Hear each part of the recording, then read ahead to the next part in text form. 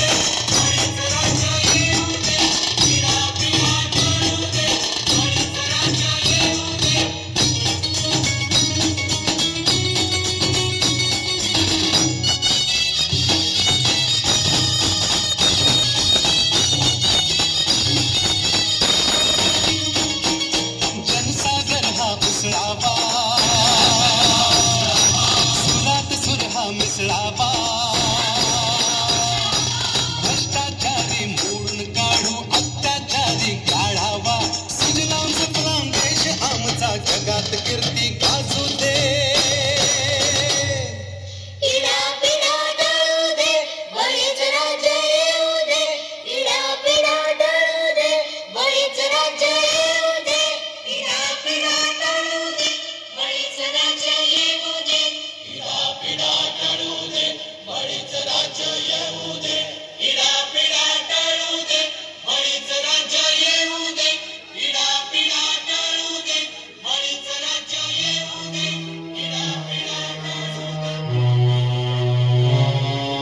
साऱ्या देशाचं यो पोट भरतोय र राब राबूनी शेतकरी मरतोय र येतोच वला सुखात दुष्काळ नशिबी आमच्या तिन्ही काळ डोळ्यात आमच्या पाऊस काळ देश बुडव्याचा इथं सुकाळ हर देश बांधवासाठी सार भोगतोय राब राबूनी शेतकरी मरतोय आस कर्जाचा लागलाय गळा आता आलिया मरण कळा बळीराजाची ही अवकाळा याचा कोणाला नाही कळवळा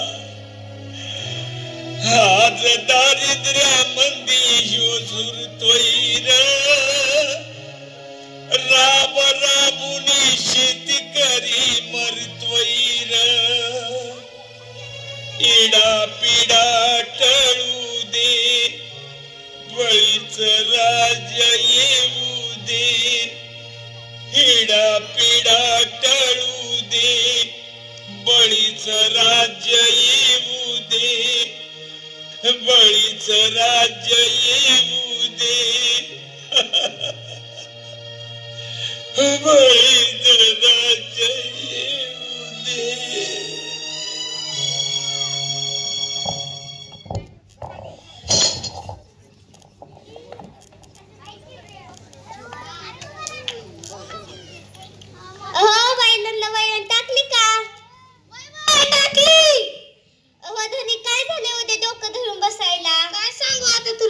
आपल्या ताडीचं लग्न करायचंय कसला विचार करताय आणि तू तर बघतीच शेतात काहीच पिकलं नाही होय ना लय वंगाळ दिवस पडलेत बघा 2 वर्ष झालं अजून सोसायटीच फिटली नाही आणि कर्ज बँकेत गेलं तर कर्ज मिळत नाही हो ना, काय करायचं आता? मला तर वाटतंय ते मळ्यातला वावर आहे ना, इकूनच टाकावा. हो, वावर विकायचं म्हणलं तर मला काहीच कपल्यानेच वाटतंय. हा, पण काय करायचं, आपला कोण विचार करताय का? हो ना. मी एक कालच सावकार बघितलाय, त्याला 5 लाखाला वावर विकलंय. अरे देवा, ह्याने काय केलं? काय सांगू तुम्हाला, शेतकऱ्याच्या हालतले वंगाळ झाले बघा. राबायचे आणि लहान पोरांनी सांभाळावे, तसे शेत पिकवायचे. आणि काय, कधी ओला दुष्काळ तर कधी कोरडा दुष्काळ तर कधी वादळ. वादळ काय कमी म्हणून आमच्या आयुष्यामध्ये वादळची पुढची संकट 5वीलाच पुजले असतात. वादळ तर जन्म आणि वादळ तर मरण अशांची गत झाली आहे बघा. इकडून तिकडून पाऊस चांगला पडला तर मालाला किंमत नाही, आणि मालाला किंमत मिळाली तर महागाई डोंगळी असलेली आहेच की. या महागाईने तर आमचे कंपल्टेस मोडले. मुलांना कॉलेजला पाठवायचं तर त्या ठिकाणी भरमसाठ फी. कोठून आणायचे एवढे पैसे? कसा होईल माझा भाऊ? साहेब तुम्ही म्हणायचा शिका, शिक्षण घ्या, मोठे व्हा, पण सांगा ना साहेब, आजकाल श्रीमंताचे शिक्षण झाले हो, त्यात माझ्यासारख्या शेतकऱ्याला कसं शिक्षण पाहिजे साहेब? शेताची अवस्था आणि हा शिक्षणाचा बाजार कसं जगायचं आम्ही? सांगा ना. आजकाल नोकरी नाही म्हणून शेतकऱ्यांना पोरगी सुद्धा कोण देत नाही. अनेक शेतकऱ्यांची मुलं बिगर लग्नाची राहिली तर काय आणि कसं करावं? सांगा ना. कोणती आमची व्यथा समजून घ्या ना. सांगा ना. का लाव इतक्याप्रमाणे माझ्या गळ्याला फास? नाही साहेब, तसं करून चालणार नाही. तुमची शिकवण आहे, लढायचं नाही साहेब. मी पण लढणार, मी माझ्या पोरांना शिकवून साहेबच करणार. शेतकरी म्हणून काय झालं? शेतकरी कधी कोणासमोर झुकत नसते.